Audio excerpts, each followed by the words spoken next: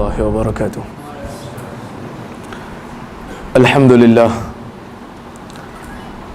nahmaduhu wa nasta'inuhu wa nastaghfiruh, wa na'udzu billahi min shururi anfusina wa min sayyiati a'malina. Man yahdihillahu fala mudilla lahu wa man yudlilhu fala hadiya lahu.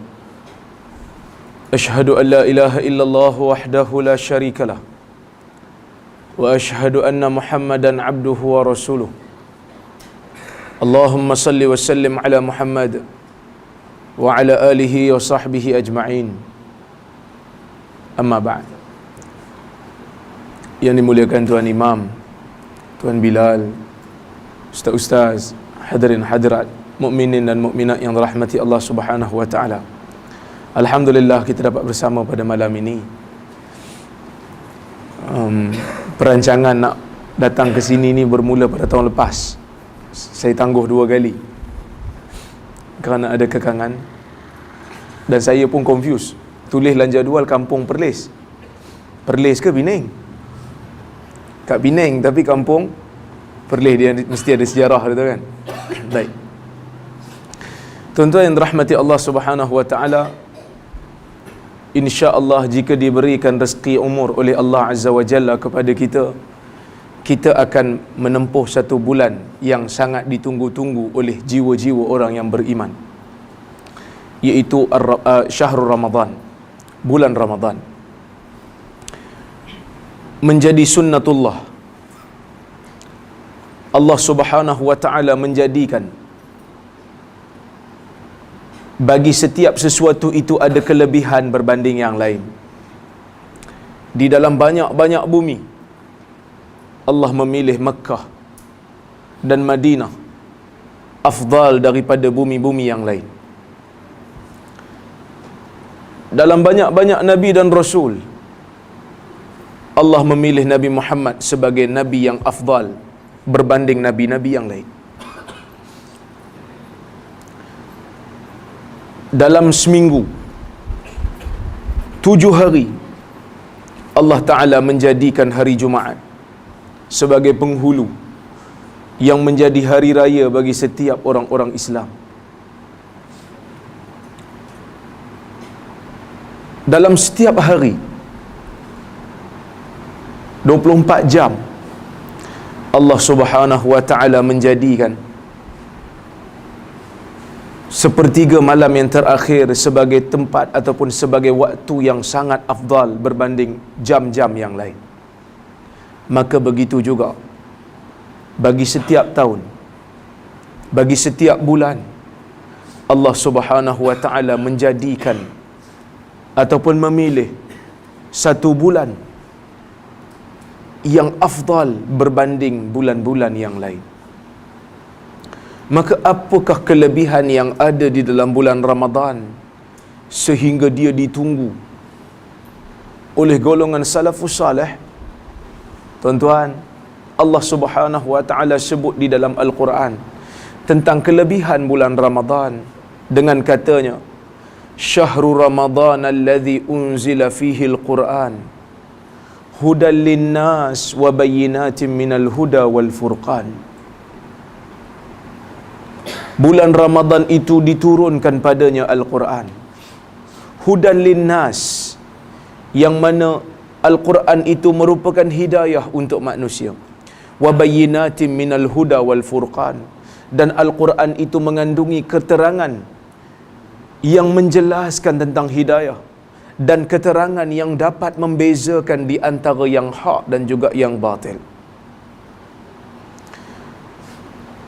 Al-Quran merupakan satu mukjizat yang sangat besar yang pernah diberikan oleh Allah kepada Nabi Muhammad sallallahu alaihi wasallam, yang mana mukjizat yang lain tidak akan dapat menandingi mukjizat Al-Quran.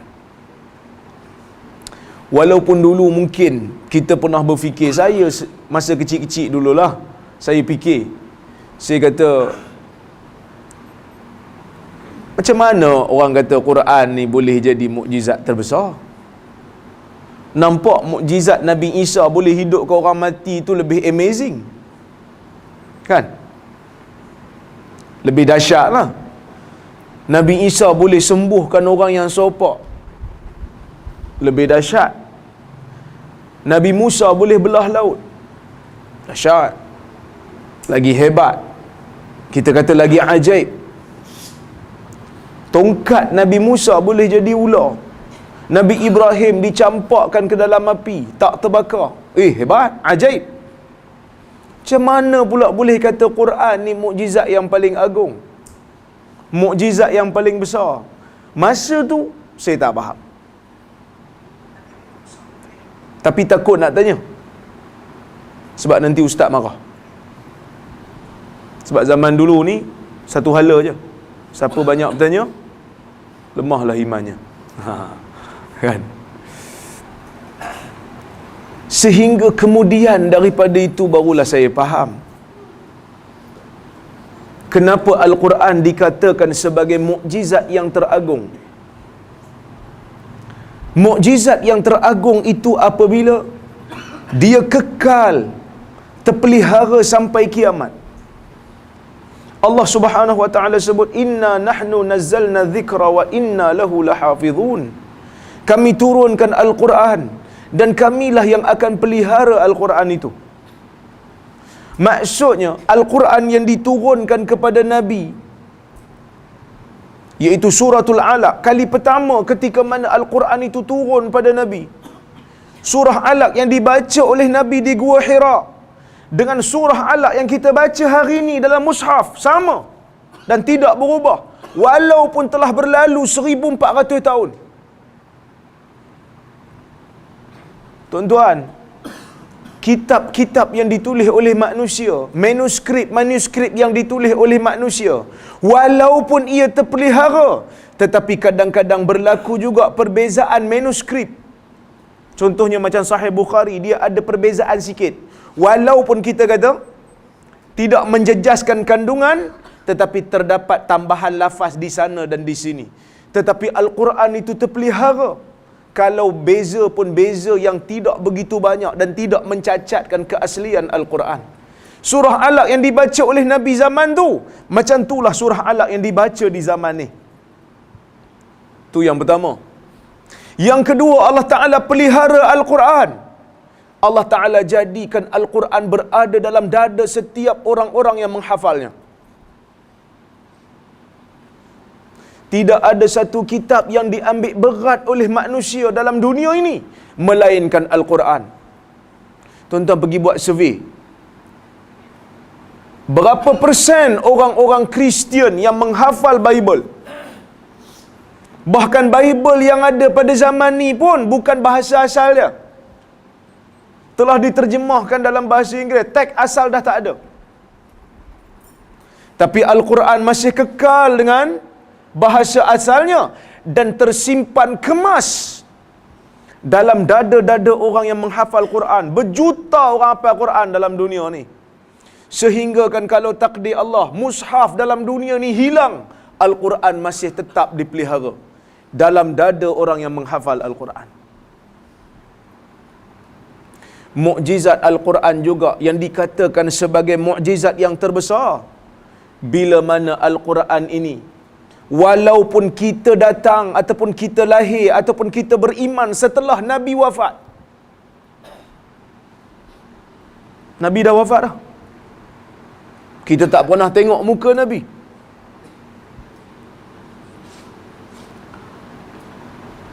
tapi kita tetap boleh memegang Al-Quran. Kita tetap boleh pegang mukjizat ini walaupun pemunya mukjizat ini telah kembali kepada Allah Azza wa Jal. Dan bukan hanya boleh pegang, kita boleh kaji kebenaran Al-Quran. Setiap orang yang datang selepas daripada Nabi, walaupun dia tidak mampu untuk bertemu dengan Nabi kerana Nabi dah tak ada, dia boleh mengkaji kebenaran Al-Quran dengan pembuktian saintifik yang terbaru, yang mana Al-Quran tidak pernah menyanggahi mana-mana fakta sains moden. Maka sebab itu Allah Ta'ala kata apa dalam Al-Quran, sanurihim ayatina fil afaq wa fi anfusihim hatta yatabayyana lahum annahu al-haq. Kami akan tunjukkan kepada mereka tanda-tanda kebesaran kami. Hatta yatabayyana lahum, sehingga terbukti bagi mereka yang tidak beriman, annahul haq, sesungguhnya Al-Quran itu adalah benar. Tuan-tuan, Al-Quran ni dia mukjizat sepanjang zaman. Dulu zaman di mana Quran turun, orang-orang Arab Quraisy sangat-sangat takjub ataupun obses dengan balaghah, dengan keindahan bahasa. Jadi Al-Quran turun dengan bahasa yang begitu tinggi seninya, sehingga Al-Quran mencabar orang-orang yang pakar dalam syair untuk buat satu ayat. Mula-mula cabar bawa satu Quran tak boleh, cabar lagi bawa satu surah pun tak boleh, cabar bawa satu ayat pun tak boleh. Keistimewaan Quran ni, tuan-tuan, kita baca Quran hari ni, kita rasa macam dia baru semalam turun. Al-Quran tidak outdated. Bahasa dia bahasa yang tinggi. Jadi bila mana orang Arab Quraisy dia sangat obses dengan bahasa, maka Quran turun sebagai mukjizat dari sudut bahasa. Sehingga kan orang Arab bila dengar Al-Quran, yang mana yang ikhlas nak cari kebenaran, mereka akan tahu bahawasanya Al-Quran ini bukan kalamul bashar. Ini yang disebut oleh Tufail bin Amr ketika mana bertemu dengan Nabi sallallahu alaihi wasallam.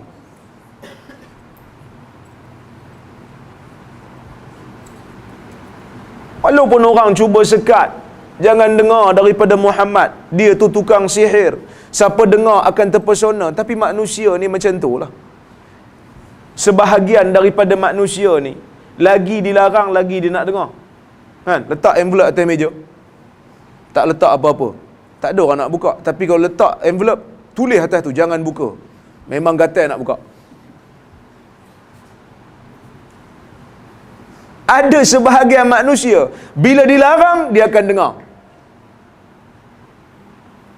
Tufail bin Amr dilarang, Ad-Dusi.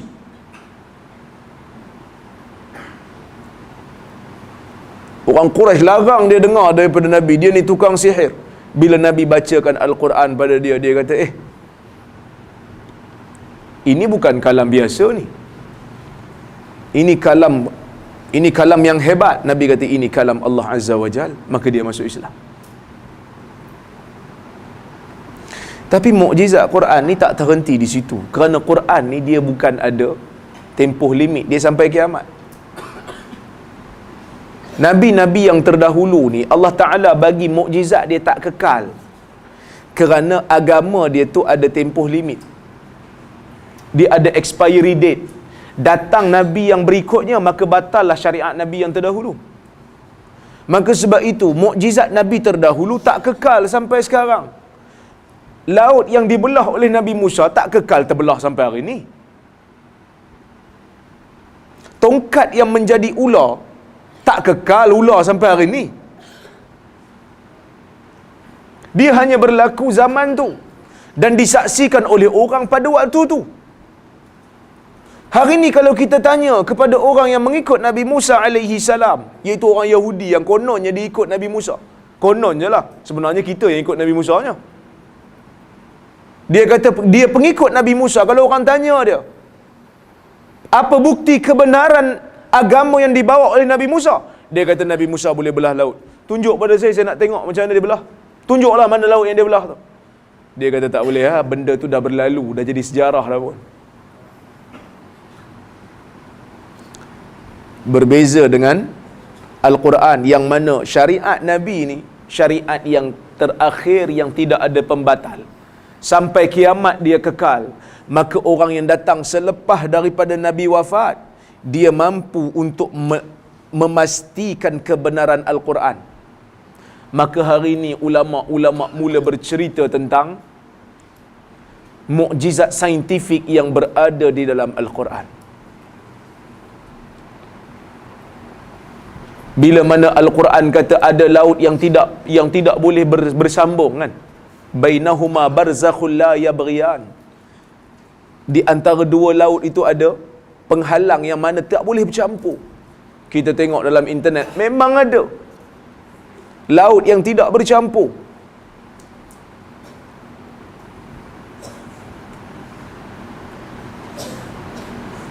Al-Quran bercerita tentang proses kejadian janin, sangat detail dan sama macam mana yang dibuktikan oleh sains moden.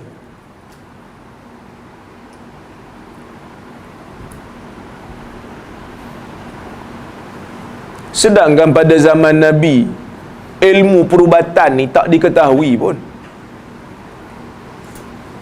Ilmu perubatan ni tak diketahui zaman Nabi.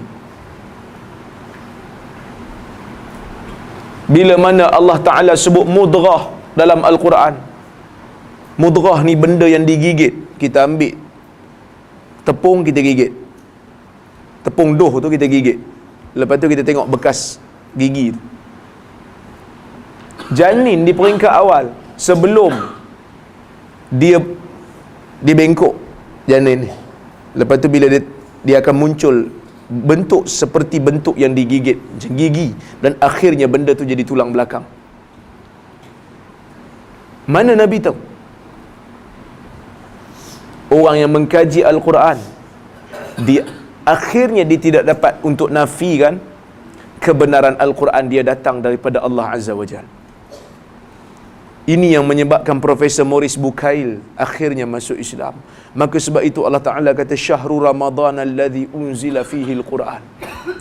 Bulan Ramadan itu diturunkan padanya Al-Quran. Hudal linnas.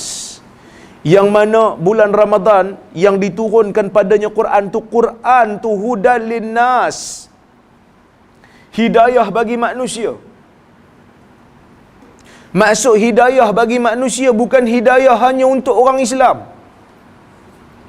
Hidayah untuk manusia maksudnya sama ada awak Muslim ataupun awak bukan Muslim, awak ada hak untuk mendengar Al-Quran. Tapi cuba kita tanya, berapa ramai di antara kita ni yang pernah membacakan Al-Quran dan mentafsirkan Al-Quran pada kawan-kawan kita yang non-Muslim? Pada kawan-kawan kita yang kafir, berapa ramai dah kita bacakan Al-Quran pada mereka? Berapa ramai dah kita terjemahkan makna Al-Quran kepada mereka? Allah Ta'ala kata hudal linnas. Hidayah untuk manusia, bukan hidayah untuk orang Islam semata-mata. Tak payah tuan-tuan, senang ya. Ambil satu ayat yang boleh menyebabkan dia ternganga, kita baca kata. Kita baca surah Alaq. Iqra bismi rabbikal ladzi khalaq. Khalaqal insana min 'alaq. Bacalah dengan nama Tuhanmu yang menciptakan. Yang menciptakan manusia daripada alaq. Kita terjemah maksud alaq. Apa maksud alaq? Alaq maksud tergantung. Kerana janin dia, memang dalam perut ibu dia tergantung. Mana Quran tahu bayi tu, janin tu tergantung? Zaman tu bukan ada apa? Bukan ada scan lagi pun, bukan ada scanner lagi. Dan alaq juga bermaksud lintah. Kerana janin sifatnya waktu tu seperti lintah. Dihisap darah, dihisap apa? Zat daripada plasenta ibu dia, seperti mana lintah hisap darah daripada haiwan dan juga manusia. Dan janin duduk dalam air ketuban, lintah duduk dalam air lombong. So bila kita tafsir pada orang yang bukan Islam, kita tak minta, kita tak paksa dia masuk Islam. Kita suruh dia fikirlah. Ayat ni 1400 tahun dulu turun.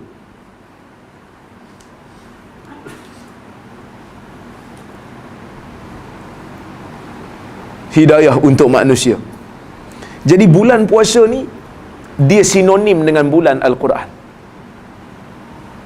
Kerana kata Ibnu Abbas radhiyallahu anhu dalam hadis riwayat Al-Bukhari, kana an-nabiy sallallahu alaihi wasallam ajwadan nas wa kana ajwadu ma yakunu fi Ramadan hina yalqahu Jibril fi kulli lailatin min Ramadan fayudarisuhu al-Quran. Fala Rasulullah sallallahu alaihi wasallam ajwadu bil khair min ar-rihil mursalah. Kata Ibnu Abbas, Nabi ni manusia yang paling pemurah. Wa kana ajwadu ma yakunu fi Ramadan. Dan Nabi menjadi lebih pemurah bila masuknya bulan Ramadan.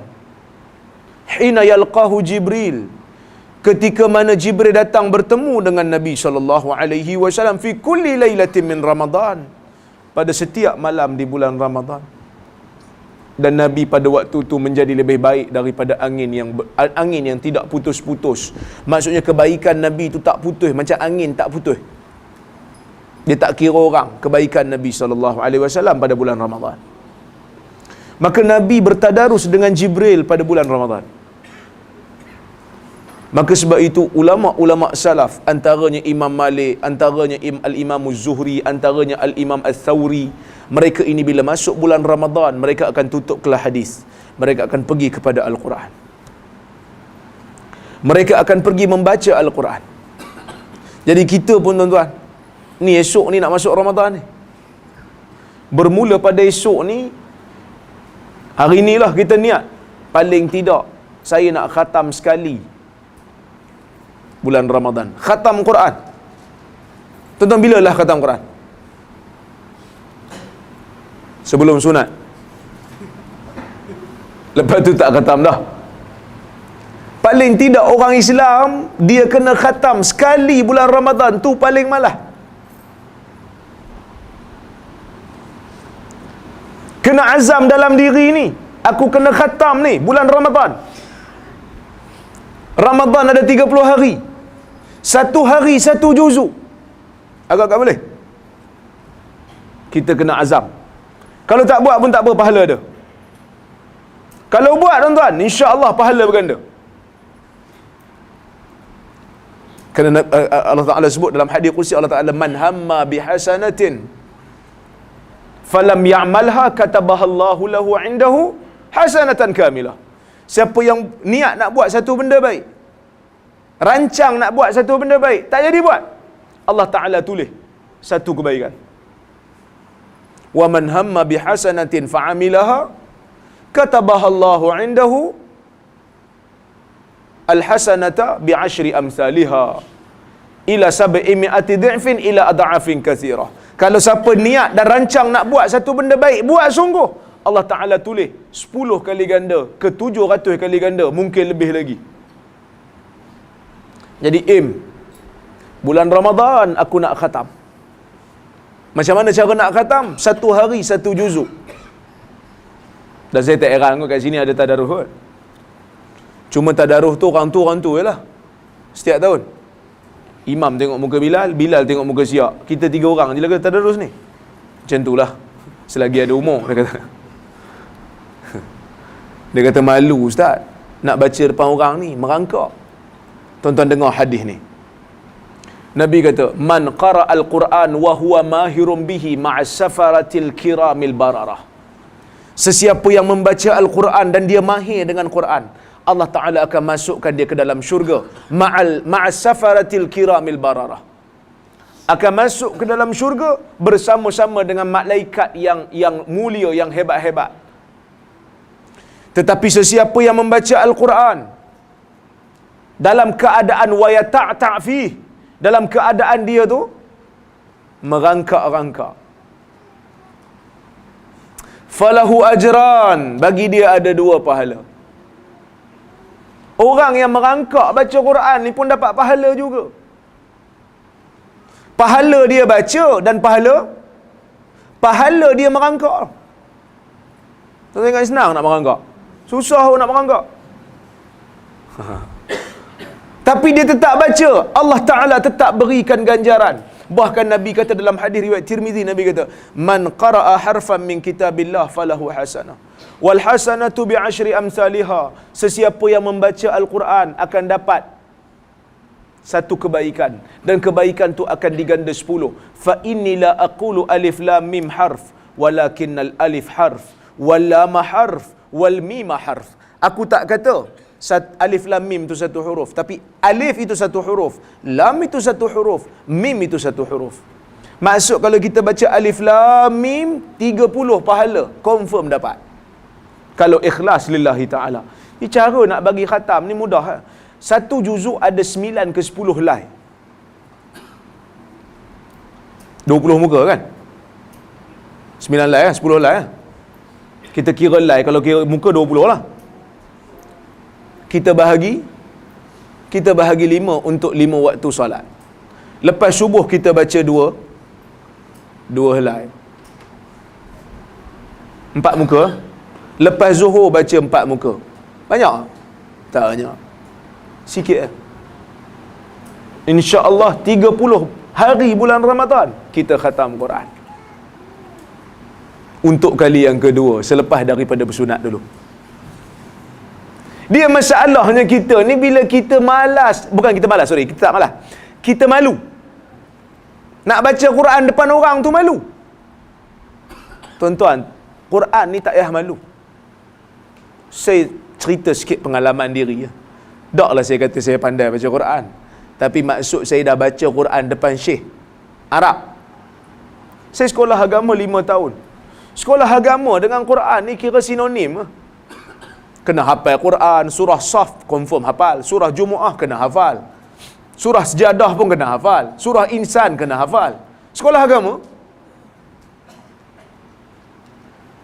So kita dengan Quran tu biasa lah. Kena tasmi' tu biasa dengan ustaz-ustaz. Tapi bila pergi Jordan untuk buat degree, kena baca depan orang Arab. Oi, banyak salah. Salah bukan tang tajwid, salah tang makhraj. Nak sebut huruf dha macam mana, nak sebut huruf zal macam mana, nak sebut huruf ghin macam mana. Semua tu dilatih depan orang Arab. Orang Arab dengar kita baca. Rupanya Arab, Al-Quran yang kita baca tak berapa nak Arab, mamak lebih.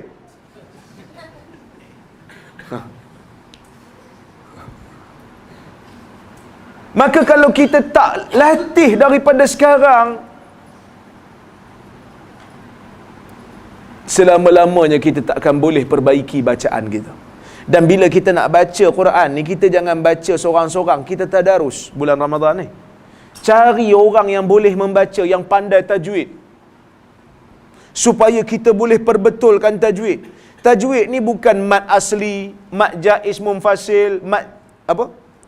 Mat jaid muttasil, mat wajib, apa ni, mat wajib, lepas tu mat apa lagi? Macam-macam mat lah. Idgham ma'al gunnah, idgham bila gunnah. Bukan itu semata-mata. Nak tahu tajwid yang lebih detail daripada tu. Di mana kena imalah, di mana kena ismam, di mana kena menggunakan idgham mutajanisain. Ini semua memerlukan kepada orang yang pakar, guru yang pakar. So kita baca depan orang yang tahu. Cari mana-mana ustaz yang bidang Quran, suruh dia dengar kita baca Quran.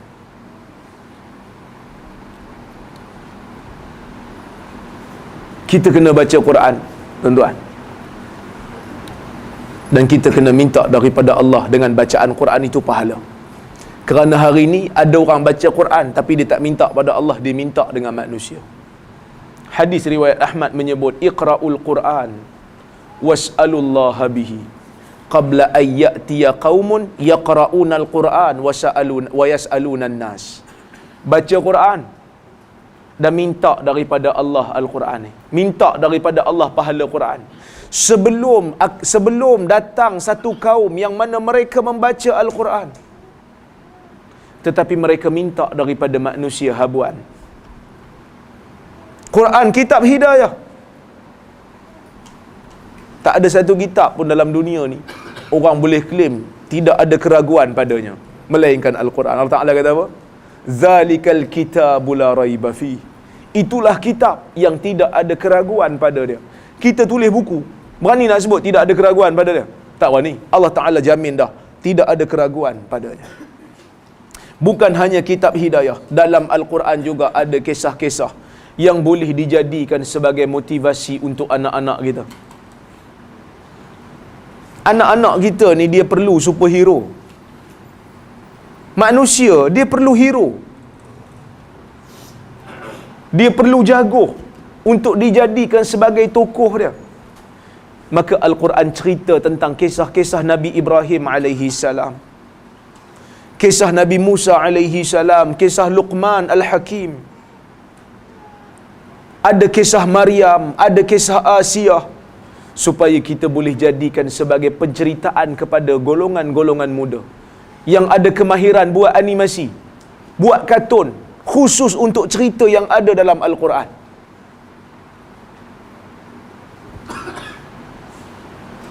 Supaya anak kita terdidik dengan kisah-kisah yang saleh, kisah-kisah yang bagus, kisah perjuangan bagaimana orang terdahulu mempertahankan agama, mempertahankan tauhid, melawan syirik dan lawan kufur.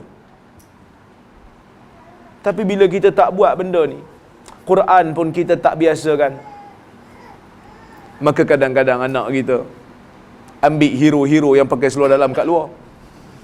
Dia perlu hero, tapi kita tak sediakan benda ni.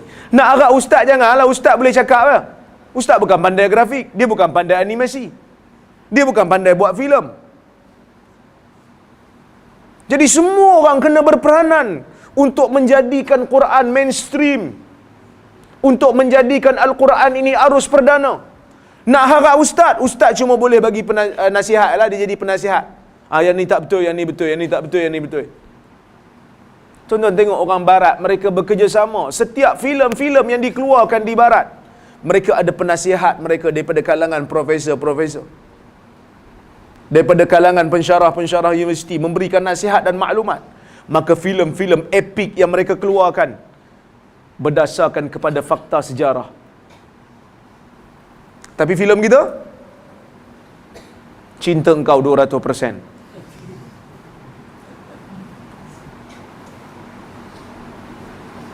Tak ada kualiti punya cerita. Sorry to say kan, suamiku Mr. Arrogant. Apa kepentingan pada umat? Tidak membangunkan umat. Kita mahu filem yang memberikan tauladan kepada masyarakat. Dan dalam Al-Quran juga ada cerita-cerita yang boleh dijadikan motivasi kepada pendakwah. Kita kadang-kadang buat kerja dakwah ni macam tu lah. Adalah tentangan kan, adalah cabaran. Bila kita baca Al-Quran, kita akan dapat motivasi. Kalau Nabi kena macam ni lagi teruk, takkan aku nak give up. Aku patut kena lagi kuat lah. Kita baca kisah Nabi Ibrahim alaihi salam, bagaimana dia dicampak dalam api kan. Bagaimana Nabi Ibrahim dicampak dalam api. Dia bukan campak saja, sebelum dicampak tu dibuang pakaian semua. Semua pakaian dibuang, bogel, kata orang Perak, boleh campak Nabi. Nabi tak buat salah apa. Bukan dia ajak orang jadi teroris, bukan dia ajak orang jahat, dia ajak orang sembah Tuhan. Tapi manusia bila kalah hujah, mereka akan gunakan kuasa. Demikian juga yang dibuat oleh kaum Nabi Nuh alaihi salam. La illam tantahi ya Nuh la takunanna minal marjumin. Kalau kamu tidak berhenti wahai Nuh daripada berbicara tentang dakwah yang kamu buat, kami akan rejam kamu.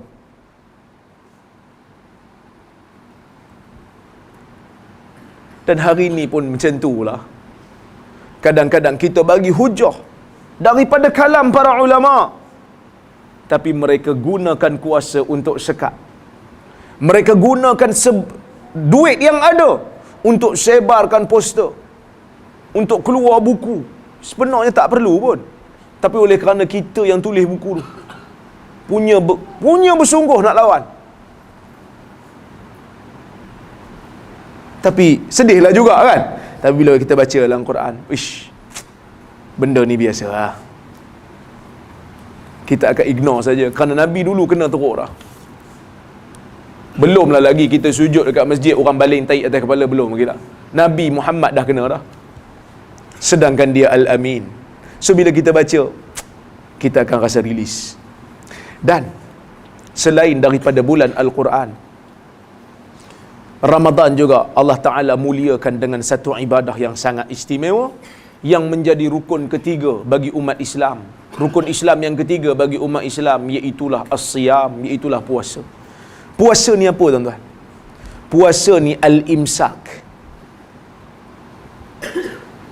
ataupun imsakun nafs minal mufattirat min tulu'il fajr ila ghurubi syams ma'an niyah. Menahan diri daripada lapar, daripada perkara yang membatalkan puasa, berserta dengan niat bermula daripada terbitnya fajar sehingga terbenamnya matahari. Tu puasa. Yang mana puasa ni Allah Ta'ala berikan keistimewaan yang tak ada pada ibadat yang lain. Walaupun ibadat paling besar dalam Islam selepas daripada syahadah adalah salat, tapi ada kelebihan yang Allah Ta'ala beri pada puasa yang tak ada pada salat. Apa dia? Allah Ta'ala sebut dalam hadis Qudsi riwayat Muslim, Allah Ta'ala kata, kullu amal ibni Adam lahu illa siyam, fa innahu li wa ana ajzi bihi.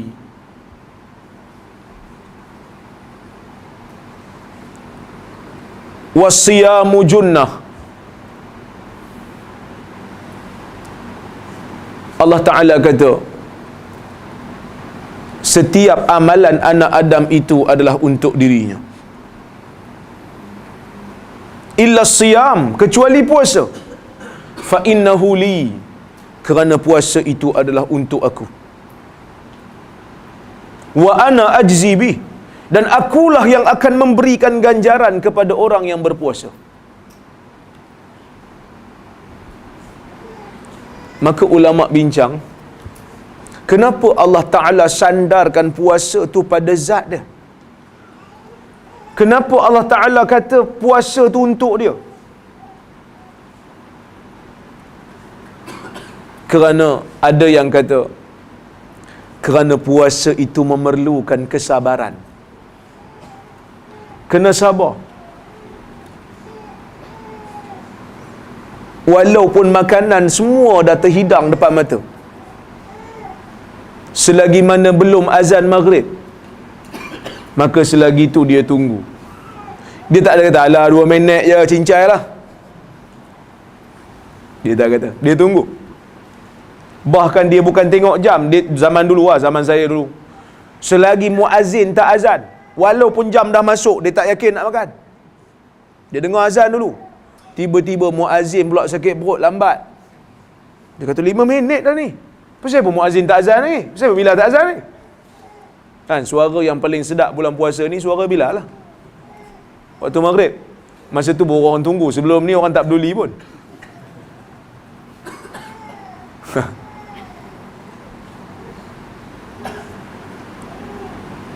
Sabar. Allah Ta'ala sebut di dalam Al-Quran, innama yuwaffas sabiruna ajrahum bighairi hisab. Sesungguhnya orang sabar itu akan diberikan ganjarannya, ganjaran mereka oleh Allah Azza wa Jal, bighairi hisab, tanpa perhitungan. Maksudnya tak ada skema Tuhan nak bagi ganjaran pada orang yang sabar. Kerana sabar ini bukan satu benda yang mudah untuk dilaksanakan. Orang yang bukan Islam, pergi tanya orang Cina, dia tengok, kalau dia tahu kita puasa bermula daripada terbit fajar sampai terbenam matahari, dia pun tak larat. Oi, mati you. Tapi orang Islam, dia sabar.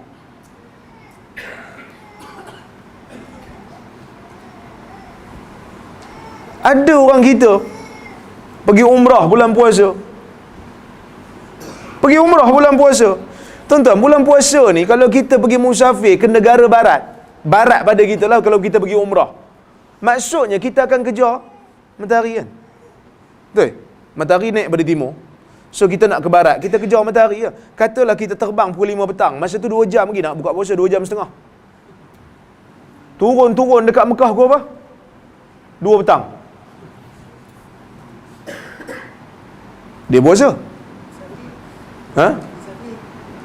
Dia boleh puasa, dia boleh buka, dia musafir, tapi dia kata saya nak puasa juga. Ada. Saya pernah jumpa satu orang. Patutnya dia buka lah kan.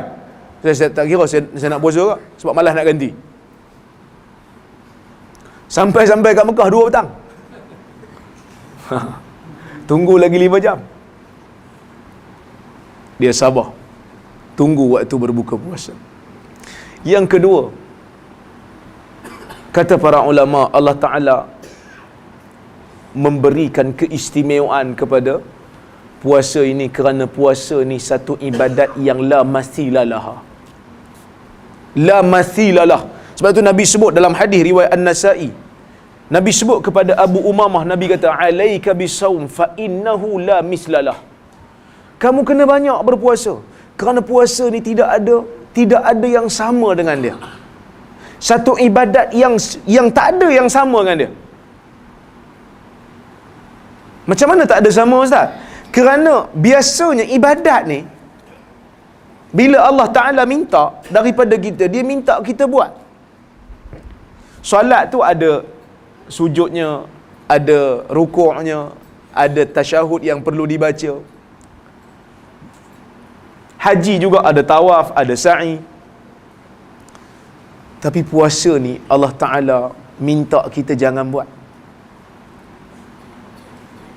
Apa yang kita perlu buat waktu kita puasa? Allah Ta'ala tak minta kita buat apa? Allah Ta'ala kata jangan buat benda yang membatalkan puasa. Tu yang Allah Ta'ala minta, jangan buat perkara yang membatalkan puasa. Tuan-tuan cari dalam apa? Dalam agama Islam ni, hukum ataupun ibadah yang sama dengan puasa. Tak ada. Ibn Rajab Al-Hambali dalam kitab dia Lataiful Ma'arif, dia kata adalah satu ibadat yang lebih kurang sama. Apa dia? Ihram. Ihram. Tapi ihram pun nak kata sama 100% tak boleh. Kerana ihram, orang yang sedang berihram, dia tak boleh potong kuku, dia tak boleh potong rambut. Kan? Nak korek hidung pun kena cover, takut tercabut sekali dengan bulu hidung.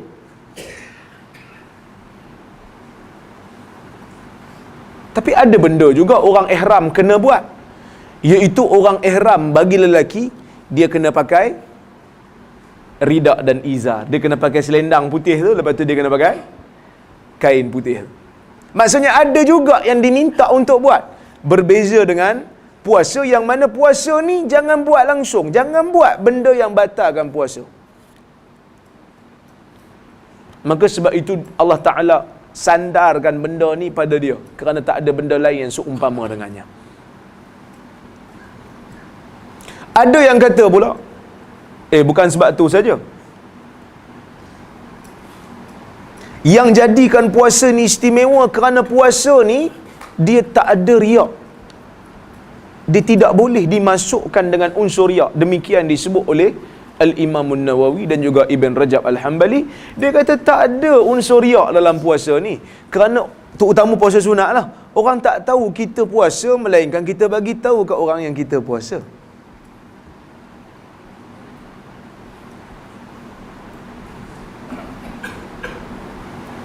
Takkan kita nak bagi tahu kat semua orang kita puasa, siap buat pengumuman pula dekat mikrofon jabatan, saya puasa hari ni, kan?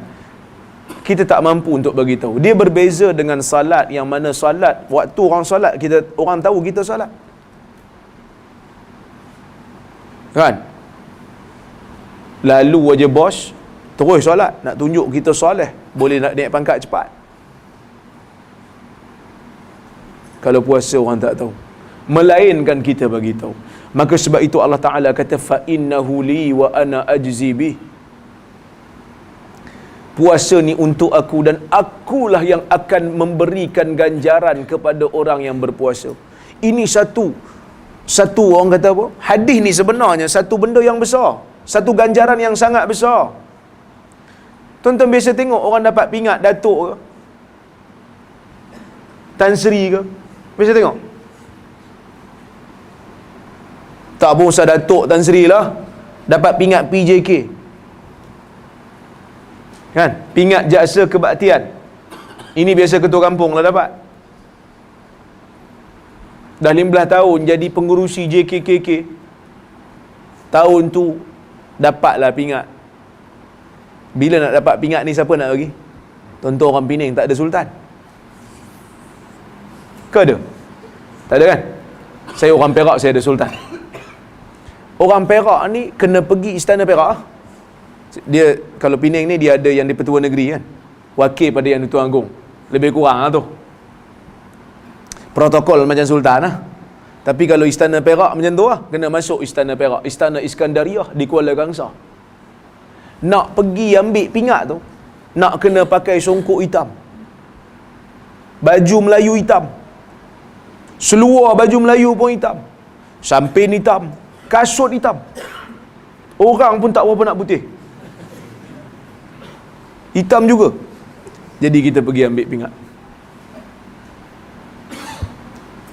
Kita pergi ambil pingat. Jadi masa ambil pingat tu, siapa bagi? Sultan. Sultan bagi.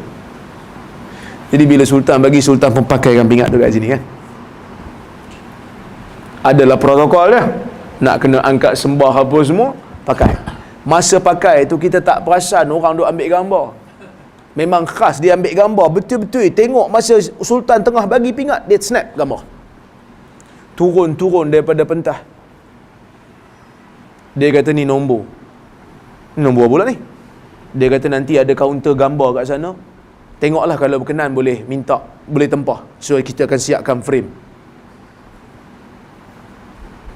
So kita pun pergilah kat kaunter belakang. Tengok gambar. Handsome juga gambar aku ni. Berapa ni? Dia kata tengoklah saiz berapa. Ada yang 200.5, ada yang 100.5. Beli. Semua saiz saya beli.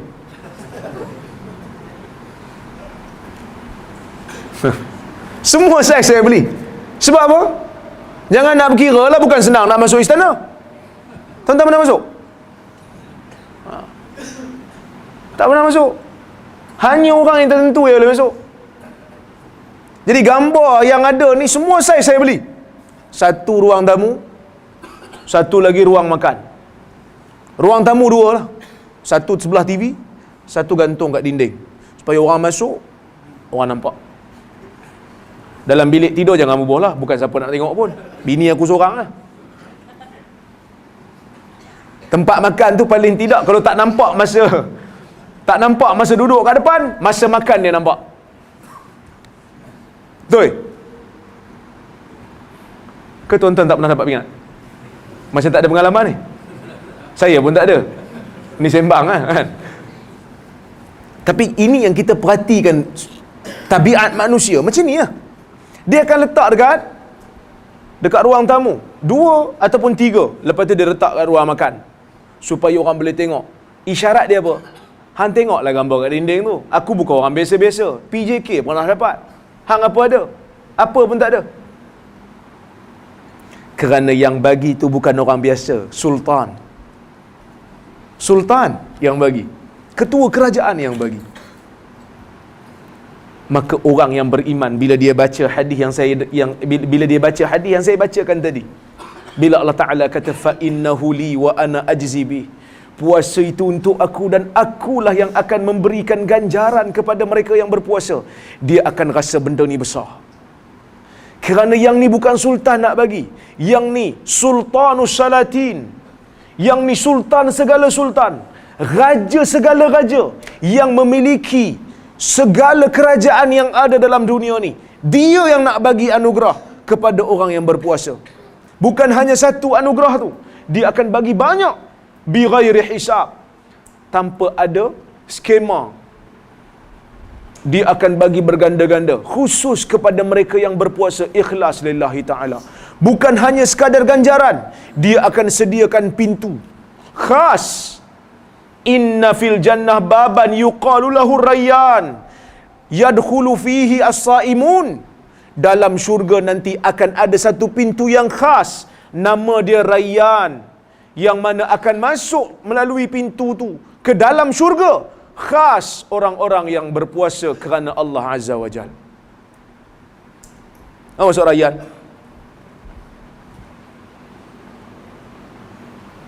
Maksud Rayyan apa maksud? Kita buat nama anak kita Rayyan, tapi dia tak buat Rayyan sekarang ni, dia buat Rayyan. Tapi nampak macam orang putih, walaupun muka dia macam Jawa. Rayyan Saya mencari perkataan yang tepat untuk perkataan rayyan dalam bahasa Melayu, tak jumpa. Dia kalau kita kenyang, kita lapar, kita makan, lepas makan tu kita kenyang. So kenyang tu adalah hasil lepas makan. Kalau kita dahaga, orang Penang kata lapak ayak, kita dahaga, kita minum, lepas minum tu apa hasil? Kan puas. Puas tu banyak benda puas kan. Ini khas untuk minum. Rasa puas lepas minum tu rasa puas. Apa perkataan saya tak jumpa. Setakat ni tak jumpa lagi. Tak ada perkataan tu. Itu maksud rayyan. Atau orang, bila orang Arab panggil kita makan, kita tak, saya kenyang, syaba'an, saya kenyang. Tapi kalau orang jemput kita minum dan kita tak nak minum, kita baru lepas minum, kita jangan kata syaba'an. Syaba'an tu kenyang. Kita kata rayyan. Saya dah minum dah. Maksudnya saya tak dahaga. Dan Allah Subhanahu wa taala memberikan puasa satu hak syafaat, yang boleh memberikan syafaat kepada orang yang berpuasa, seperti mana hadis riwayat Ahmad dengan sanad yang disahihkan oleh Syekh Abdul Qadir Al-Arnaut, yang mana Nabi sallallahu alaihi wasallam menyebut, inna siyama wal qur'ana yashfa'ani lil 'abd yaumal qiyamah. Sesungguhnya puasa dan Quran ini memberikan syafaat kepada hamba pada hari kiamat. Fayaqulu siyam, puasa berkata kepada Allah untuk orang yang berpuasa, mana'tuhu at-ta'ama wa syahwah bin nahar.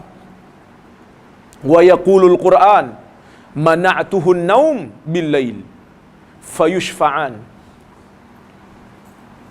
Puasa kata kepada Allah, mana'tuhu at-ta'am wa syahwah bin nahar fashaffi'ni fihi. Wahai Allah, dulu dalam dunia ni pada waktu siang, sayalah ibadat puasa ni, sayalah yang menghalang dia daripada makan dan melaksanakan tuntutan syahwat dia. Maka jadikan saya ini pemberi syafaat pada dia. Quran pula kata, mana'tuhun naum bil lail, akulah yang menghalang dia daripada tidur pada waktu malam. Fashaffi'ni fi, maka ya Allah jadikanlah aku syafaat kepada dia. Fayushfa'an, dan kedua-duanya Allah Ta'ala jadikan sebagai pemberi syafaat kepada kita. Kenapa perlu puasa? Kenapa perlu puasa? Kerana puasa ni kita nak latih diri untuk kawal emosi. Nabi sebut dalam hadis tadi saya baca awal tadi, dia ada sambungan. Nabi kata wasiyamu junnah, puasa itu perisai. Fa in kana yaumu siyami ahadikum fala yarfath wala yafsuq wala yaskhab fa in sabahu ahadun aw qatalahu falyaqul inni imru'un sha'im fa walladhi nafsi bi yadihi la khalufu fami sha'im atyabu 'indallah min rihil misk. Hadis riwayat Muslim. Nabi kata puasa itu perisai. Bila mana hari salah seorang daripada kamu berpuasa, fa in sabahu ahadun aw qatalah, tiba-tiba kalau ada orang pergi maki dia, orang ajak dia bergaduh, falyaqul inni imru'un sha'im, katakan saya sedang berpuasa. Dan waktu dia puasa, fala yarfath, jangan dia mencarut, wala yafsuq, jangan dia bercakap benda yang dosa, wala yaskhab, jangan dia menjerit-jerit. Kenapa? Kerana Nabi tahu orang yang sedang berpuasa mood dia memang tak baik. Orang yang sedang dahaga, sedang lapar, dia akan cepat marah. Dia akan cepat naik darah. Maka Nabi kata kawal. 1 bulan ni kita kena puasa. 1 bulan ni kita kena berlapar dan dahaga pada waktu siang. Bukan waktu malam. Kalau puasa waktu malam senang sikit. Matahari tak ada. Kan? Siang tu yang panas dia suruh puasa. Maksudnya lapar. Tiba-tiba ada orang maki hamun kita. Agak-agak temper tak? Ui, memang rasa nak lempang lah. Waktu puasa ni, kan?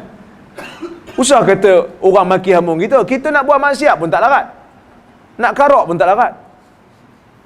Tiba-tiba orang ajak kuliah pula, kuliah duha. Dah lah puasa, minum tak boleh. Orang maki hamun kita, memang tempoh lah. Nabi kata, fala yarfas.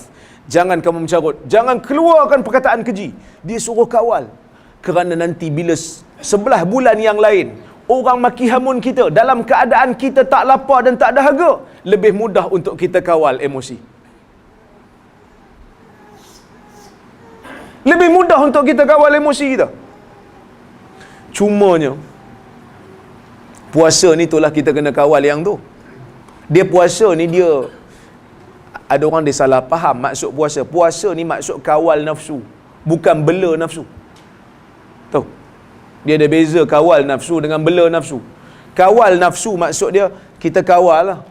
So waktu malam tu kita makan macam makan malam biasa lah. Tapi ada orang dia bela nafsu. Bela tahu macam mana? Sebelum waktu maghrib dia kata kat nafsu, sabar, belum masuk lagi. Bila sampai dekat bazar Ramadan, dia beli tu, dia beli ni, ayam golek, ayam panggang, ayam percik, sate ayam, semua ayam dia beli. Penuh meja.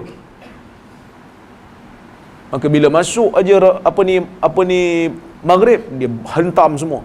Maka bulan puasa sepatutnya bulan untuk menguruskan badan, tetapi badan dia tidak terurus, bahkan makin gemuk.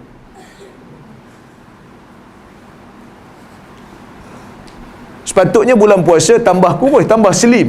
Sebab tak makan siang, makan malam. Malam tu patut macam makan biasalah. Tapi dia bela nafsu dia. Bila masuk bulan Ramadan, badan dia jadi tak terurus. Nak jumpa orang pun segan. 5 kilo naik bulan puasa. Dan puasa ni Allah Ta'ala nak kita rasa yang mana kita ini memerlukan kepada undang-undang Tuhan. Semua dah ada depan mata. Duit, dengan duit kita beli makanan. Tapi selagi mana Tuhan tak izin untuk maghrib masuk, maka kita tunggu. Kan? Tunggu. Jangan makan lagi. 1 minit kita makan sebelum maghrib, apa jadi puasa? 8 jam sebelum, tak memberikan faedah. Ini undang-undang Tuhan. Nak buat satu-satu ibadah, kena ikut undang-undang. Dalam bab puasa, 1 minit kita buka, kita minum sebelum daripada maghrib, puasa kita terbatal. Maka tidak memberikan faedah 8 jam sebelum ni. Kerana kita buat ibadat tak ikut undang-undang Nabi.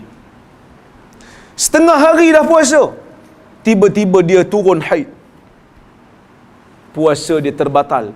Walaupun setengah hari dah puasa, dah 4 jam dah puasa, puasa dia terbatal. Dia kena ganti, bukan ganti separuh, dia kena ganti sehari. Dia tak boleh kata, hari tu masa turun tu setengah hari, so kira bayar setengah je lah, setengah yang tak sahnya. No, kena bayar 1 hari, kena bayar puasa penuh. Allah memberikan isyarat tu pada kita. Kita memerlukan undang-undang Tuhan ketika mana kita beribadah. Sama juga dalam ibadat yang lain, kena ikut undang-undang. Ibadat ni bukan boleh main hentam kromo, asal baik apa salahnya. No. Tuan-tuan biasa dengar hadis, Nabi sebut dalam hadis riwayat Al-Bukhari dan Muslim daripada Abu Hurairah, Nabi kata, la taqaddamu Sya'ban bisawmi yaumain aw yaum. Jangan kamu dahulukan bulan Sya'ban dengan puasa 2 hari ataupun sehari. Kecuali kalau memang dia dah puasa pada bulan Sya'ban sebelum-sebelum tu. Tapi kalau dia memang tak puasa sebelum-sebelum tu,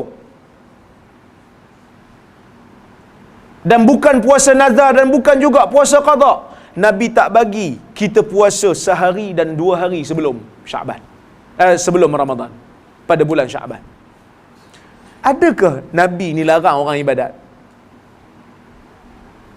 So kita baca hadis ni, Nabi larang, maksudnya kalau puasa juga makruh, tak dapat pahala.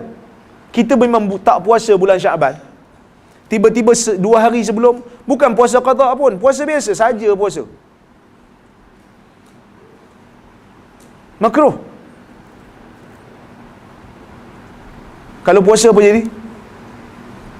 Tak dapat pahala. Nabi larang. Cuba tanya, Nabi nak halang orang ibadat ke?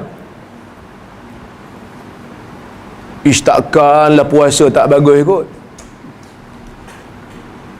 Yang tu kita kena tanya. Kerana Nabi nak bila kita ibadat, kita ikut undang-undang. Al-ittiba', ikut cara Nabi. Saddidu, Nabi kata. Bila nak ibadat, saddidu, jadikan amalan kamu ni tepat seperti mana yang Nabi tunjuk.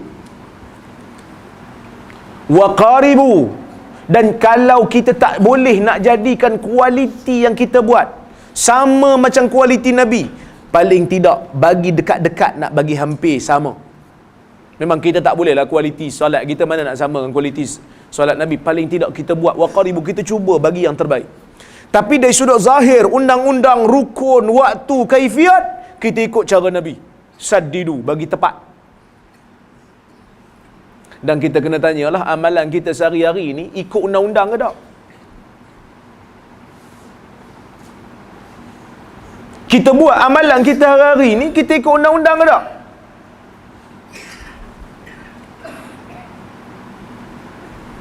Yang kita baca Yasin malam Jumaat tu ikut undang-undang ke tak? Yang tu kena tanya. Yang kita buat kenduri arwah bila ada kematian tu, ikut undang-undang ke tak? Kena tanya. Kerana tak berpada dengan alasan, takkan benda ni salah kot. Kerana Nabi pernah halang orang puasa 2 hari dan sehari sebelum daripada Ramadan. Adakah puasa tak bagus? Puasa bagus, tapi itu bukan tempat dia. Orang baca Quran dalam toilet, kita larang, mana boleh baca Quran dalam toilet? Hang nak larang aku baca Quran? Tak, aku bukan larang. Tempat ni bukan tempat dia. Orang zikir nama Allah dalam toilet, kita tegurlah, nama Allah tak boleh sebut dalam toilet. Hang nak larang aku zikir ke? Tak, bukan aku nak larang, tapi nak buat dengan cara yang betul. Ini bukan tempat untuk zikir. Dan yang terakhirnya, hikmah puasa ni supaya Allah Ta'ala memberikan kita rasa lapar macam mana orang miskin rasa. Mungkin Allah Ta'ala bagi rezeki kat kita lebih, kan? Allah Ta'ala bagi kat kita rezeki lebih, maka kita boleh makan. Kita ada kereta kita mungkin sedap pakai. Kadang-kadang kita lupa dengan orang miskin. Kita lupa rasa lapar. Dah selalu sangat bawa kereta sedap, aircon pun bagus, duduk dekat lampu isyarat, tengok orang naik motor, tak ada rasa apa. Tak rasa kesian dia panas. Pernah tuan-tuan, kita duduk dekat lampu isyarat, tengok ada motor duduk sebelah, bawa isteri, bawa anak dalam keadaan panas. Kita tengok dekat temperature kereta kat luar 38 darjah Celsius. Pernah kita rasa kesian kat orang naik motor? Kerana kita jarang rasa susah. Maka Allah nak bagi kita rasa lapar, supaya kita tak lupa rasa lapar. Macam mana seksanya orang miskin hari-hari berlapar. Maka sebab itu Nabi SAW, kata Ibnu Abbas, bila masuk bulan Ramadan dia jadi pemurah. Kerana bulan Ramadan adalah bulan untuk kita sayang ke orang miskin. Kita rasa lapar, macam mana orang miskin rasa? Macam tu kita kata, Allah, aku tahu dah macam mana pengalaman berlapar dan dahaga. Sangat susah, sangat berat. Maka bila kita tengok orang yang berada di bawah daripada kita, nikmat tidak begitu banyak Allah Ta'ala bagi kat dia, maka kita kesian kat dia. Maka puasa akan melembutkan jiwa. Puasa ni lembutkan jiwa. So bila kita tengok orang naik motor, paling tidak kalau ada RM10 kita bagilah. Tapi kadang-kadang segan juga kan, takut dia hina, kita hina dia pula, macam dia minta sedekah. Paling tidak, kalau tak boleh nak bagi kat dia duit, doa. Jangan buka tingkap, tutup tingkap. Allahumma arhamhum, Allahumma wasi' alaihim rizqahum. Ya Allah, sayang kat mereka. Ya Allah, berikan rezeki yang luas kepada mereka. Pasal apa saya tak bagi buka tingkap? Kerana doa bizahril ghaib lebih baik daripada doa depan-depan. Doa tanpa kita bagi tahu kat dia. Kita doa untuk satu orang, dia tak tahu, itu lebih baik. malaikat akan aminkan dan malaikat akan kata walaka mislu, untuk kamu juga sepertinya. Maka kita doa kat kawan kita tanpa dia tahu, malaikat akan aminkan dan malaikat akan doa yang seumpamanya untuk kita juga. Sebab tu doa jangan bila letak kat wall Facebook. Kita nak doa untuk orang, jangan letak kat wall dia. Kita doa supaya dia tak tahu, menunjukkan kita ikhlas doa untuk dia. Dan yang ketiga, dalam bulan Ramadan ni Allah Ta'ala berikan kita at-tarawih. Weh, 9 dah. Tuan-tuan boleh? Saya minta lagi lebih kurang 15 minit boleh?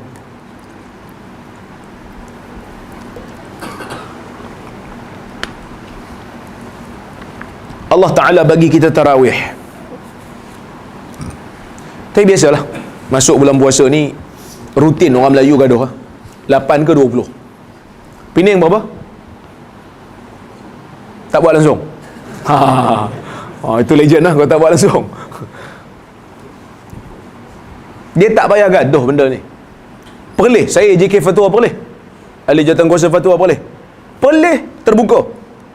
Kita minta paling kurang 8. Siapa nak buat 20 silakan. Kerana kita minta paling kurang 8 sebab ada hadis. Nabi kata man qama ma'al imam hatta yansarif kutiba lahu ajru qiyami lailah. Sesiapa yang salat bersama dengan imam sehingga imam selesai, maka akan Allah Ta'ala akan tulis untuk dia pahala seperti mana dia mendirikan satu malam.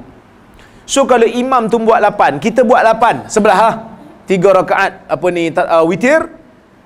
Imam bangun, kita tak bangun dulu, kita akan dapat pahala satu malam. Tapi kalau imam buat 20, takut-takut sampai 8 Bilal pun tak ada.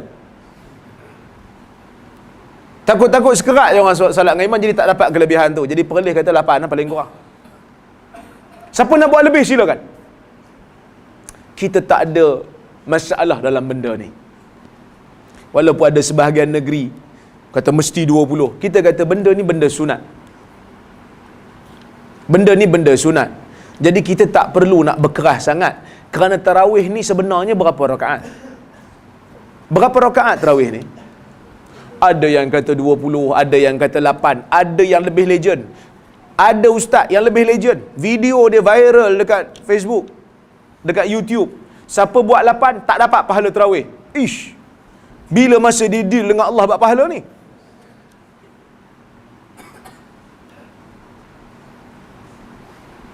Alasan dia, tarawih diambil daripada perkataan tarwihah. Tarwihah 1 kali rehat, tarwihatan 2 kali rehat, tarawih 3 kali dan lebih kali rehat. Maksudnya 3 ke atas baru dipanggil tarawih. Kalau 2 kali rehat baru tarwihatan. Jadi orang dulu ni nak rehat, tarwihah tu masuk rehat. Rehat bila? Lepas 4 rakaat solat, rehat. Baru 1 tarwihah. Buat 8, 4 kali rakaat, 4 kali lagi tarwihatan, baru 2 kali rehat. Sedangkan tarawih ni 3 kali dan ke atas. Maka sebab tu kena buat 20 baru dapat pahala tarawih. Kita kata janganlah buat macam tu. Nampak sangat kita ni tak membaca. Perkataan tarawih tu datang kemudian. Nabi tak panggil tarawih, Nabi panggil man qama ramadhana imanan wa ihtisaba ghufira lahu ma taqaddama min zambih. Sesiapa yang menghidupkan malam Ramadan dengan keimanan dan mengharapkan pahala, akan diampunkan dosa yang telah lalu. Maksudnya tarawih ni pada zaman Nabi digelar sebagai qiyam Ramadan, qiyamul lail. So solat tarawih dengan qiyamul lail hari biasa sebenarnya tak ada beza. Dia solat malam. Cuma beza dia, kita buat lepas isyak berjemaah di masjid. Itu lah. Jadi berapa rakaat solat qiyamul lail? Nabi sebut dalam hadis, salatul lail masna masna, salat malam itu 2 rakaat 2 rakaat. Tidak ada had. Tak ada had. Cuma orang tanya Aisyah dalam hadis Bukhari, berapa Nabi salat tarawih macam kaifa kanat salatun Nabi sallallahu alaihi wasallam fi Ramadan? Macam mana Nabi salat pada waktu malam di bulan Ramadan? Macam mana qiyam Nabi bulan Ramadan? Sahabat tanya pada Aisyah. Aisyah kata, kana Nabi sallallahu alaihi wasallam la yazidu ala 11 raka'atan. La yazidu fi Ramadan wala fi ghairi Ramadan. Ala 11 raka'atan. Salla arba'an la tas'al an husnihinna wa tulihin, thumma salla arba'an la tas'al an husnihinna wa tulihin, thumma salla thalatha. Aisyah kata Nabi sallallahu alaihi wasallam dalam bulan Ramadan ke di luar Ramadan ke, Aisyah kata tak ada beza. Solat malam Nabi di dalam bulan Ramadan, di luar bulan Ramadan tidak pernah lebih daripada 11 rakaat. Nabi salat 4 rakaat, 2 rakaat, 2 rakaat. Jangan kamu tanya tentang panjang dan kualitinya. Dan Nabi salat lagi 4 rakaat, 2-2. Jangan kamu tanya tentang panjang dan kualitinya. Kemudian Nabi salat 3 rakaat. Menunjukkan solat Nabi adalah 8 rakaat, tapi 8 rakaat Nabi itu panjang. Kalau solat 8 rakaat tak dapat pahala tarawih, nak kata ke apa kat Nabi? Takkan Nabi tak dapat pahala tarawih? Ni siapa Nabi ni?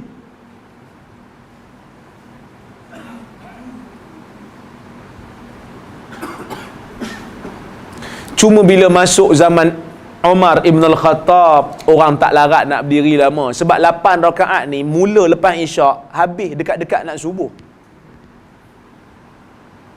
Jadi berapa lama nak berdiri 1 rakaat? Sejam lebih. Sejam lebih berdiri. Tak larat. Tambah kita ni gaut, tak larat. 1 rakaat bukan 1 kali, bukan 2 rakaat, bukan 1 kali solat sejam. 1 rakaat sejam lebih. Imam baru baca 2 muka, komplain dah. Kan? 2 muka kira 15 minit ke 20 minit 1 rakaat. Ini sejam. Tak larat. Maka Umar dia panjangkan, dia banyakkan rakaat jadi 20.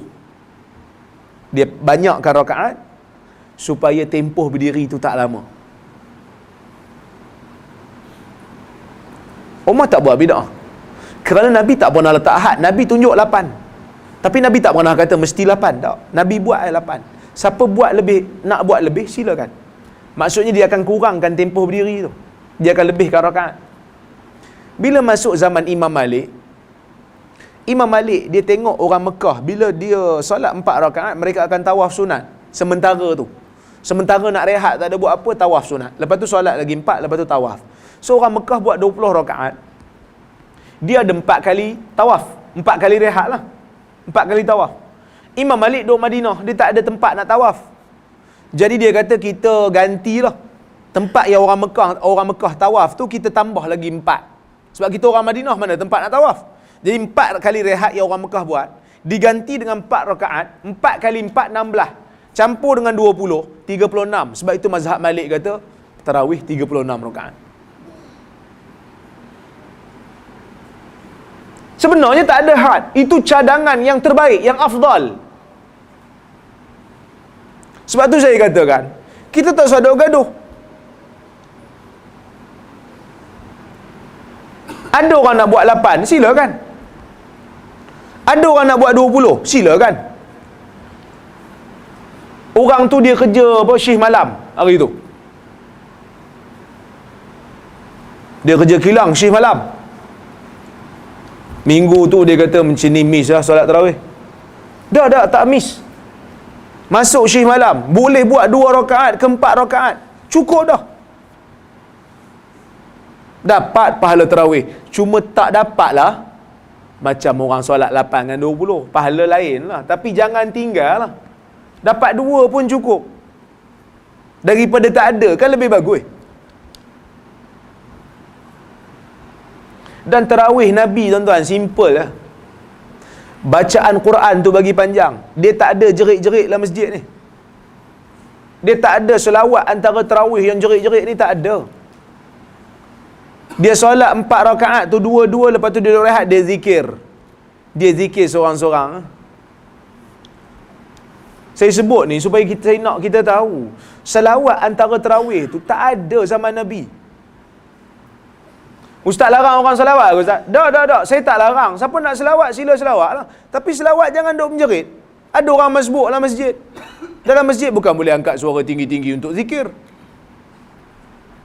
Setiap orang ada dia punya cara zikir dia masing-masing. Saya tak mau selawat, saya nak tasbih. Silakan. Kita kena tahu benda ni sebab dulu ni ada orang anggap selawat ni sebahagian daripada tarawih sebab siap buat buku panduan ni. Bilal kena baca tu. Lepas solat dia akan baca fadlam minallahi wa ni'mah. Dia silap baca. Patutnya rakaat tu subhanal malikil ma'bud. Orang pun tegur, salah.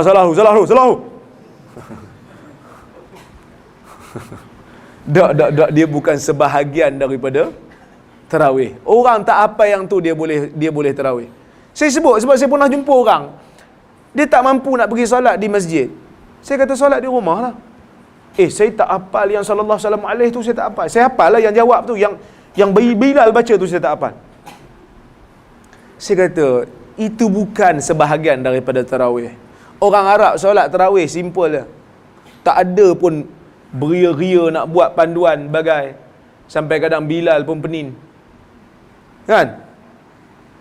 Tak perlu. Solat tarawih simple. Saya sebut ni sebab kadang-kadang bila masuk bulan puasa nak cari Bilal susah. Semua tak berani sebab tak boleh baca jawi.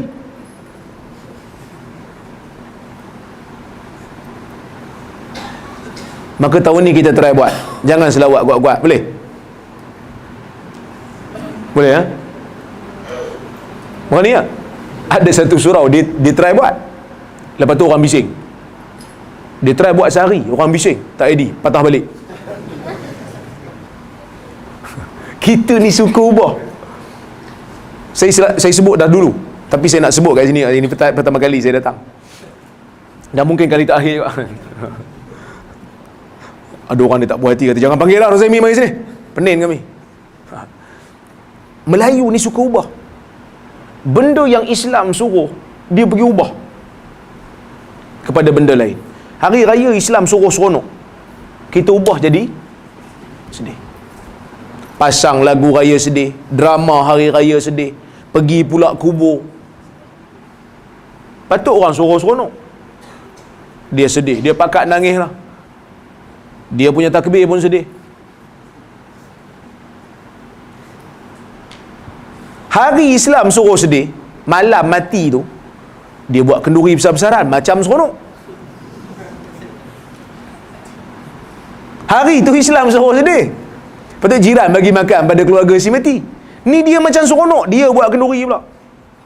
Dia kenduri ni waktu seronok ke waktu sedih? Waktu seronok. Sebab tu Nabi dia jadi pemurah bulan Ramadan sebab dia seronok bertemu dengan Jibril tadarus. Al-walimah fi surur la fi syurur.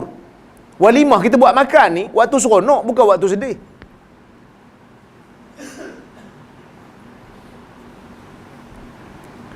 Ada benda yang Islam suruh kita buat berjemaah, tapi kita buat seorang-seorang. Tengok surau RNR.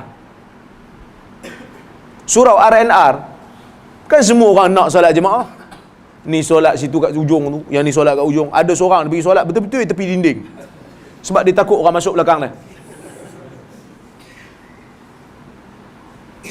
Bahkan kalau ada yang tersilap dia solat tengah-tengah orang masuk belakang dia, dia tunjuk macam ni. Tak mau menerima penumpang. Dia tak mau jadi imam. Tapi benda yang Islam suruh seorang-seorang, yang tu dia buat jemaah. Zikir ni seorang-seorang, suara rendah. Masa itulah dia pun nak berjemaah ramai-ramai dengan menjerit Allah kan? Apa benda yang disebut pun dia tak faham. Maka kita suka ubah benda yang Islam buat. Islam suruh macam ni, kita pergi ubah benda lain. Maka sebab tu saya kata tadi, undang-undang Allah Azza wa Jal kita kena tengok. Kemudian bila kita masuk tarawih, ada satu malam yang Allah muliakan dalam bulan Ramadan yang menjadi tumpuan ataupun matlamat kita bersama, iaitu Lailatul Qadar. Lailah malam Al-Qadar itu mulia. Satu malam yang dimuliakan oleh Allah. Allah berkata, Lailatul Qadri khairum min alfi syahr. Malam Al-Qadar itu lebih baik daripada 1000 bulan. Bila masuk bulan Ramadan, Nabi kata taharruha fil ashril awakhir min Ramadan. Carilah malam Al-Qadar itu pada 10 malam terakhir di bulan Ramadan. 10 malam terakhir. Bermula daripada 21 sampailah 30. Cari. Perlu ke cari? Cari ni bukan cari dengan tengok tanda. Cari dengan ibadat. Maka sebab itu bila malam akhir ni, Nabi dia akan i'tikaf. Bukan Nabi pergi cari kat luar, mana tanda pokok sujud ke tak. Bukan cari dengan cara macam tu. Kita ni salah. Suruh cari, dia pergi cari sungguh. Tak, cari tu cari dengan ibadat. Sebab ada orang dia cari, tiba-tiba dia jumpa. Dia katalah dia jumpa, saya tak tahu. Saya jumpa Ustaz malam Al-Qadar ni. Macam mana boleh tahu jumpa? Saya tengok air dalam tempayan saya beku.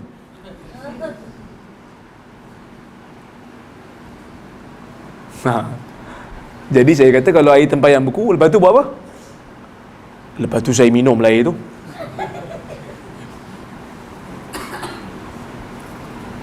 Lepas minum, buat apa? Lepas minum saya sambung tidur lah Ustaz. Orang bila dah betul-betul jumpa, pergilah solat. Malam Al-Qadar ni mulia bukan kerana malam tu saja, dia menghidupkan malam tu dengan solat. Tapi saya nak katalah kat dia, tapi tak gamak ah. Saya nak kata, beku tu mungkin bukan kot malam Al-Qadar, mungkin katak bertelur dalam tu. Tapi tak gamak sebab dia kata dia minum. Jadi saya nak kata juga tanda malam Al-Qadar ni tidak ada yang sahih pun walaupun satu. Satu pun tak ada yang sahih tentang tanda. Ada riwayat, ada yang kata malam tu tak sejuk sangat, tak panas sangat, malam yang tenang, bintang pun tak keluar. Tapi semua riwayat itu semuanya daif. Kerana dari sudut logik pun tak kena. Macam mana nak kata tak sejuk sangat, tak panas sangat kalau dia duduk kat Eskimo? Eskimo sejuk lah. Dia kata, baca hadis, tanda malam Al-Qadar tak sejuk sangat, tak panas sangat. Ni sejuk ni. Tak adalah malam Al-Qadar tahun ni. Tak ada. Sebab tu hadis tu bila kata tak sahih, saya lega lah, memang tak sahih semua. Tapi ada satu yang sahih. Satu yang tanda yang sahih. Dia tak ada kaitan lah dengan tak sejuk sangat. Iaitu dua. Satu tu dalam hadis disebut bila sahabat jumpa malam Al-Qadar, sahabat kata bulan malam tu dia macam mangkuk. Masa bulan macam mangkuk? Bulan sabit sebab dah hujung kan. Itu bukan tanda sebenarnya. Sebab tu saya kata satu. Sebenarnya yang ni bukan tanda. Sahabat kata aku tengok bulan macam mangkuk. Macam apa? Dia melengkung. Jadi sebab itu bukan tanda. Sebab memang dah akhir bulan dah, memanglah bulan akan jadi melengkung. Bulan akan jadi sabit balik kan, tengah-tengah dia akan mengambang kan. Mula-mula dia akan sabit belah sini, bila dah hujung-hujung dia akan sabit belah sini. Itu bukan tanda lah. Dia ada satu lagi tanda. Ini sahih, yang tadi pun sahih sebenarnya, tapi itu bukan tanda. Yang ni sahih. Apa dia? Nabi kata dalam hadis riwayat Muslim, esok pagi matahari terbit pucat, menunjukkan malam semalam malam Al-Qadar. Tapi itu bukan tanda waktu malam lah. Tu tanda dah esok pagi dah. Kerana Allah nak tengok siapa yang sungguh cari malam tu dan siapa yang tak bersungguh. Kalau bagi tanda malam tu dandan terus solat, sedangkan dia malas solat. Sebab tu dia bagi esok lah. So siapa yang tengok pagi tu, tengok matahari terbit pucat, dia tahu lah semalam Al-Qadar. Maka semalam kita dah terlepas kalau bagi orang yang tak nak cari. Tapi kalau pokok sujud yang ni tak ada lah. Yang tu memang tak termasuklah hadis. Kita nak pergi masjid tengok-tengok pokok sujud, yang tu bukan malam Al-Qadar lah. Yang tu mungkin ada orang bertinggit atas pokok tu. Okey. Jadi itulah sebuah sedikit yang saya boleh cerita pada tuan-tuan tentang kelebihan Ramadan yang Allah Ta'ala berikan pada kita, dan kita doakan mudah-mudahan Allah Ta'ala bagi kat kita peluang untuk malam bertemu dengan malam Al-Qadar. Tapi adakah syarat orang yang beramal malam Al-Qadar ni mesti dia tahu malam tu malam Al-Qadar baru dapat? Tak. Siapa yang konsisten salat tarawih setiap malam, dia akan dapat. Kerana salat tarawih tu pun qiyamul lail juga. So kalau kita salat tarawih setiap malam konsisten, tak punting, kita akan dapat. Kita akan dapat malam Al-Qadar. Tapi malam Al-Qadar ni nak buat apa? Macam saya katalah, ibadah, salat, baca Quran. Cuma ada satu hadis riwayat Tirmizi yang Aisyah tanya Nabi, apa yang nak dibaca kalau malam Al-Qadar ni? Nabi ajak Aisyah untuk kata, baca doa, Allahumma innaka afu tuhibbul afwa fa'fu anni. Ya Allah, sesungguhnya engkau ni maha pengampun, engkau cintakan keampunan, maka ampunkan aku. Tapi hadis ini, walaupun ulama berbeza pendapat tentang statusnya, tetapi pendapat yang sahih, pendapat yang rajih, yang tepat, tidak sahih. Kerana Abdullah bin Buraidah tidak pernah mendengar daripada perawi yang sebelumnya, maka sanad dia terputus. Tapi tak boleh ke amal, Ustaz? Boleh. Kerana ini dalam bab fadailul a'mal, kerana ini doa. Jadi kalau kita jumpa malam Al-Qadar, kita boleh doa dengan doa ni, tak ada masalah, kerana maknanya pun bagus dan dia tidak ada kaifiat khusus, tak sebut pun berapa kali. Silakan beramal, tidak ada masalah. Maka sebab itu kita dalam bulan Ramadan, kita selalu orang dengar orang baca Allahumma innaka afu tuhibbul afwa fa'fu anni. Cuma ada sebahagian tambah karim, Allahumma innaka afuun karim. Tapi karim itu tidak begitu kuat. Kerana naskah Tirmizi hanya Allahumma innaka afu. Tapi dia doa kan, tak ada masalah, nak tambah karim pun okey. Kerana kita jangan sandar kepada Nabi secara pasti sudah. Kita kata ini doa supaya Allah Ta'ala ampunkan saya, tak apa. Boleh, tak ada masalah. Jadi tuan-tuan, ada soalan? Ya.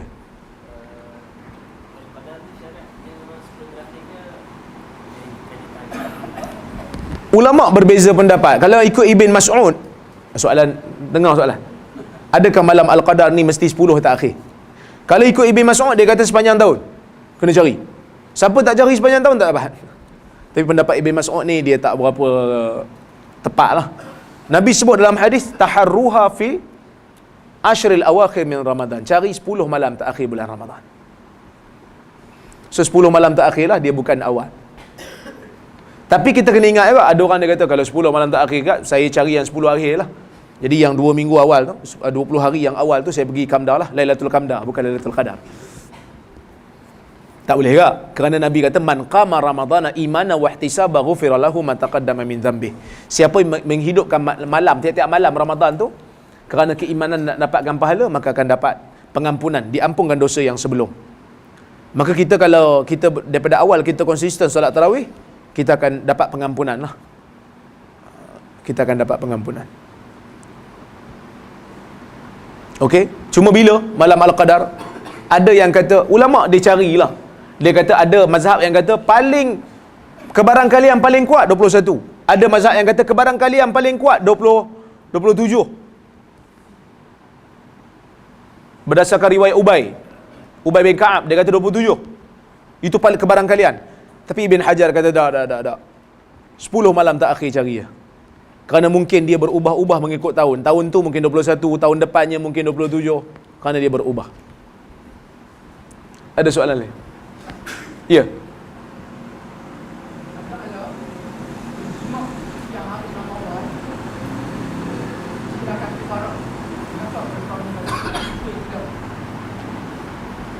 Macam mana?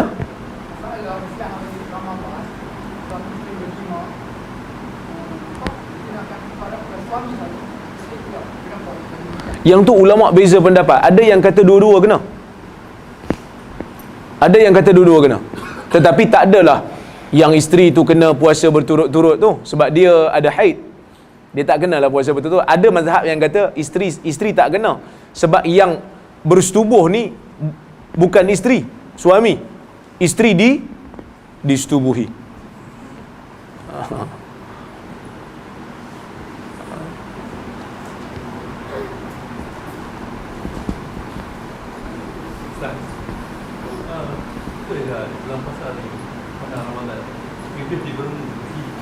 Hadis sahih. Nabi sebut idza jaa Ramadan futihat abwabul jannah wa ghulliqat abwabun nar wa sufidatish syayatin. Apabila datang bulan Ramadan, dibuka pintu syurga, ditutup pintu neraka dan dibelenggu syaitan. Cuma ulama berbeza pendapat, syaitan yang di mana yang diikat ni? Syaitan mana yang diikat? Ada yang kata semua syaitan. Ada yang kata tak, yang diikat ni bukan semua. Yang diikat ni hanya maradah, yang ganas. Kerana ada riwayat lain sebut wasufidat maradatu syayatin. Yang dibelenggu hanyalah jin yang syaitan yang ganas. Ada yang kata tak, itu hanya simbolik. Maksud dibelenggu tu kerana dia tak mampu nak goda manusia, sebab manusia lapar dan tak syok nak buat dosa. Maka ada 3 pendapat di situ. Maka saya mengatakan sebenarnya yang diikat adalah yang diganas. Yang bersifat ganas. Kerana riwayat hadis itu sahih. Tapi ustaz, kalau yang ganas pun diikat, macam bulan puasa ni macam tak diikat je, tengok ramai orang buat dosa kak. Kan? Kita kata sebab manusia bila dah dilatih untuk menjadi hamba syaitan, maka bila syaitan diikat pun dia masih lagi terbiasa menjadi hamba kepada syaitan. Kesan tu masih ada lah. Wallahu ta'ala alam. Terima kasih banyak. Saya minta maaf kalau saya terkasar bahasa, tersilap kata. Terima kasih atas jemputan. Mudah-mudahan kita berjumpa lagi insya-Allah. Aqulu qawli hadza wa astaghfirullahal azim li wa lakum. Wassalamualaikum warahmatullahi wabarakatuh.